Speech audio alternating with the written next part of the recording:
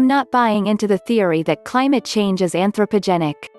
This isn't to say that I don't think humans have an impact, rather that, it's small because solar irradiation variability is a bigger factor. Water vapor as a greenhouse gas is a bigger driver given its far greater concentration than CO2 or methane. Media seizure of the issue, the political hijacking of the issue, the funding of the thesis, lack of funding for counter propositions, the alternate thesis before it became political. In the 1980s when I studied geology, there was evidence to the contrary, such as higher temperatures and more melting in 1100s AD, higher temperatures in previous times before Industrial Revolution, higher CO2 levels without corresponding high temperatures. It goes without saying climate change is ongoing. When I was a boy we had 10 days a year over 40 DEGC, then 20 years of never over 38 DEGs. Now back to over 5 days greater than 40 DEGs.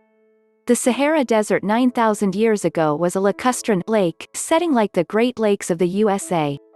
You might expect that today's sandy deserts in the region in part arose due to wind-blown lake sediments when those lakes dried out. I take the view that it's either arrogant or tragic to posture that the remedy is to restrain human activity, to resolve climate change. In some respects it is a moot argument given human population growth rates are decelerating with prosperity and will likely go in reverse by 2050. Technology is advancing alternative energy supplies, i.e. not fossil fuels but nuclear and solar and wind. Technology is changing technologies and reducing material intensity of consumption, i.e. lifestyle values are changing. Recycling will in all probability find a balance with growing scarcity for raw materials.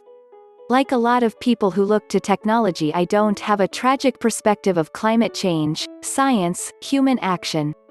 I find these tragic narratives persistently emanating from the left, i.e. cultural Marxism is the name given to it. The strategy was outlined by Gramsci.